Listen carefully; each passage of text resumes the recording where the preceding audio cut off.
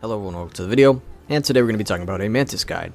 Mantis is probably one of the best healers in the game currently, and she is definitely more of a DPS oriented support where you're able to do tons of damage if you play her correctly. If you guys find this video helpful or enjoy it in any way, make sure to drop a like as well as a sub to the channel. I make a lot of guides on Marvel Rivals.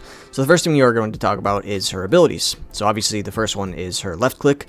This is different from other healers. It does not heal. This is just strictly damage. The next ability is her ultimate, and this is similar to Luna Snow's ultimate where it will heal your teammates in the radius. It will also give them bonus health if they go over their total health pool, as well as giving movement speed to everyone in the radius. The next ability is her shift ability. This is a sleep. It is actually an AoE sleep, however, it will only sleep one enemy at a time, so even if you throw it into a crowd, it will still only hit one person. The next ability we have is her E ability. This is pretty straightforward. It's just a damage boost. It's good for putting on flankers or DPS heroes in general. Then we have her F ability. This is a self buff, and it will give you a damage boost. And for her right click, is a heal, and this is her main source of healing, obviously. It will give a small initial burst of healing, and then it will heal over time gradually. This can easily be tracked by looking at the right side of your screen, and you can see how long it will last on your teammates. And then for her passive, she receives a movement boost when she's at full health, as well as she can self-heal by using her abilities, such as her F ability or her E ability. And then she has an Adam Warlock team-up ability, where she's able to resurrect herself once every 120 seconds. Now we're just going to talk about the combos of this hero and how she works. So if you run out of leaves entirely, headshots will actually regenerate them, making headshots incredibly valuable to go for on this hero. So I would definitely recommend always aiming for head level. The next thing I want to talk about is her sleep.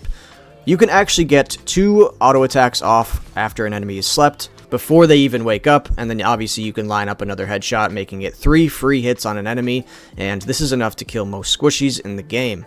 There is also an animation cancel that you can do, where if you press your F and shift at the same time, or your self-damage boost and the sleep at the same time, it will completely cancel out the animation of the self-damage boost, and then you will have that damage boost for whenever you're attacking that enemy and getting those 2 free hits in. Now I'm just going to talk about the playstyle and your role as this hero. So one thing that I like to do a lot on Mantis is, a lot of times if I'm against a Loki or a Namor or any type of enemy that has any pets or anything that they throw out, like a Moon Knight Ankh for example, I feel like as Mantis it is my job to kind of get rid of those, because I don't want to have my DPS worrying about that, because it can be a constant annoyance for DPS, especially when you have DPS like Psylocke, who's really just trying to pick the back line, and when there's constant Loki clones and Namor octopodes, you're really struggling to get value, and you can really alleviate that pressure from your DPS by just constantly taking these out whenever you can, and you have really good damage in general, so it's just always a good idea to take care of any pets on the map. It will help your team out greatly. And as for the damage boost we talked about before, I typically don't use my damage boost on my teammates as often as I use my other abilities. Oftentimes I'm using my leaves on healing and the self-damage boost. However, if I do use it, if I see that I have a good DPS, a competent DPS, such as a Psylocke, I like to use it on flankers specifically. It's also good on Iron Man and Storm. But either way, if you have a really competent DPS and you know they're going to be going for the backline like a Psylocke, you can definitely damage boost them before they go in, and it's going to allow them to get a lot more kill potential. So just be conscious of what your DPS are doing. Kind of pay attention, especially if you have flankers. Just pay attention to when they're flanking. Throw a damage boost on them. I know they'll appreciate it, and it will definitely help them out in getting more kills.